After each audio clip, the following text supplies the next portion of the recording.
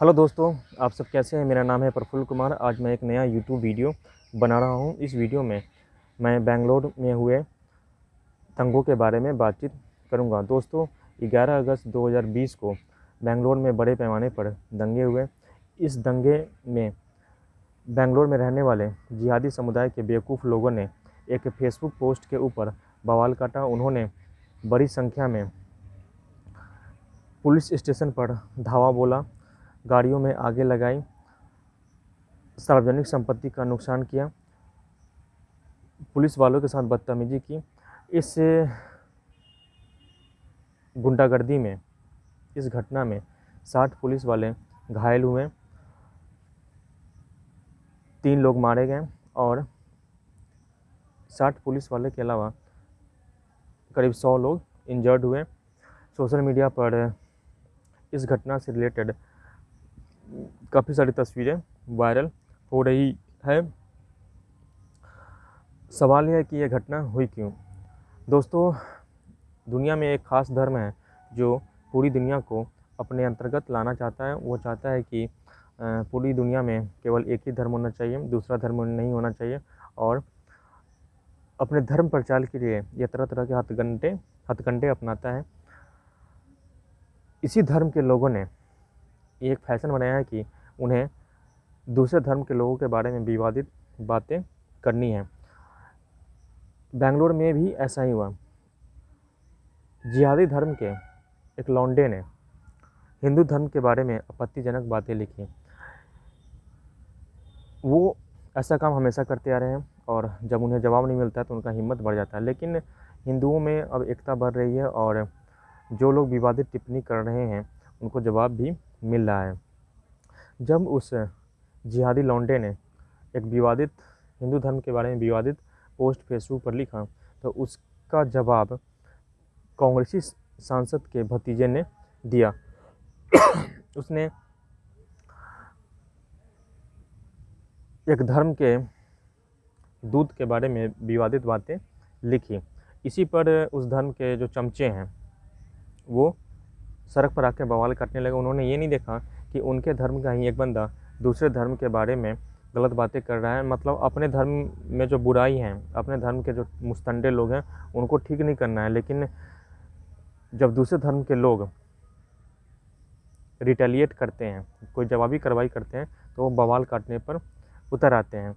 दोस्तों, पूरी दुनिया में जिहादी लोगों की गुंडागर्दी बढ़ती जा रही है। भारत में जैसे जैसे इनकी आबादी बढ़ रही है वैसे वैसे इनकी गुंडागर्दी भी बढ़ रही है। देश के कई इलाके पाकिस्तान बन चुके हैं। उस इलाकों में हिंदू या अन्य समुदाय के लोग जाने की हिम्मत नहीं जुटा पाते। यह खास समुदाय रहता तो भारत में है, लेकिन इनकी भक्ति और इनका दिल पाकिस्तान के पास होता है। ये पाकिस्तान के लिए जीते मरते हैं और देश से गद्दारी करने में ये चूकते नहीं हैं। जब यह घटना हो गई तो इस घटना पर काफ़ी बवाल हो रहा है और सरकार भी एक्शन के मूड में है। कर्नाटक सरकार ने यह फैसला किया है कि जिन जिन लोगों ने बवाल काटा है उनका तबीयत से इलाज किया जाएगा, उनकी ज़बरदस्त कुटाई होगी। यही कारण है कि बेंगलोर पुलिस अब तक 110 अपराधियों को अरेस्ट कर चुकी है। उनको जेल के अंदर ठूंसा जा रहा है, उनकी ज़बरदस्त कुटाई हो रही है। कर्नाटक सरकार के एक मंत्री BS बोम्मई ने यह कहा है कि जिन जिन दंगाइयों ने सार्वजनिक संपत्ति का नुकसान किया है उस नुकसान की भरपाई दंगाइयों के घर, मकान और अन्य संपत्तियों को बेचकर किया जाएगा। यानी योगी मॉडल लागू हो चुका है। दोस्तों, यूपी में मुख्यमंत्री योगी आदित्यनाथ ने यह एक नियम लगाया है कि जो भी दंगाई सार्वजनिक संपत्ति का नुकसान करेंगे, नुकसान की भरपाई दंगाइयों के घर और अन्य संपत्ति को बेचकर किया जाएगा। इसी वजह से वहाँ के दंगाई ठंडे पड़े हुए हैं। मैं कर्नाटक सरकार से आग्रह करूँगा कि इस मामले में जो भी मुस्तंडे हैं उनकी ज़बरदस्त कुटाई होनी चाहिए, उनको जेल में भरकर ठूसना चाहिए और उनके ऊपर ऐसा ऐसा चार्ज लगाना चाहिए कि वो ज़िंदगी भर याद रखें। देश में जब तक जिहादी आबादी की कुटाई नहीं होगी, इनके बढ़ते हुए मंसूबों पर लगाम नहीं लगाया जाएगा, तब तक इनका दिमाग ठंडा नहीं होगा।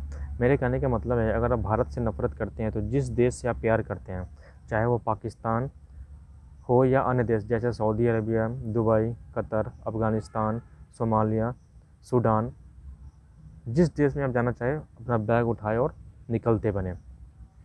यहाँ पर अब गुंडागर्दी नहीं चलेगी। मज़े की बात यह है कि जो लोग गुंडागर्दी करते हैं वो शरीफ होने का नाटक भी करते हैं। बहुत सारे मीडिया चैनल और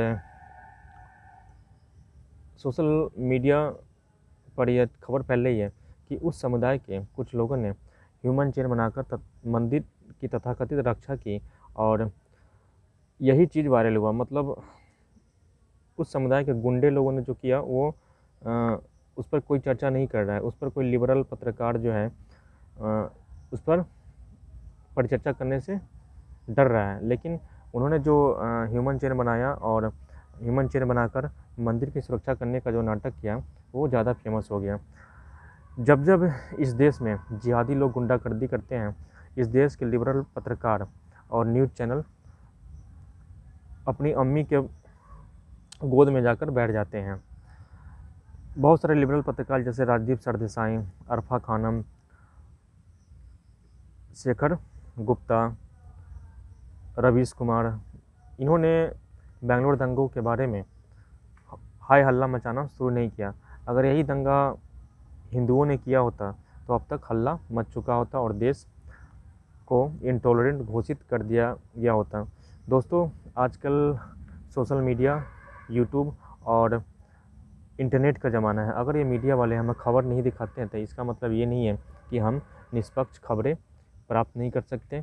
यूट्यूब और सोशल मीडिया की वजह से ही बहुत सारे दोगले पत्रकारों का असली कैरेक्टर उजागर हुआ है, और उनकी जो राजनीतिक निष्ठा है, जिस राजनीतिक पार्टी के लिए वो काम करते हैं, ये भी हमें पता है। बेंगलोर दंगों में जो लोग शामिल हैं, चाहे वो बड़े हों या छोटे, उनका तबीयत से इलाज होना चाहिए, उनकी कुटाई होनी चाहिए। यही कानून व्यवस्था को कायम रखने का सर्वोत्तम उपाय है। आज के वीडियो में बस इतना ही। जय हिंद, जय भारत।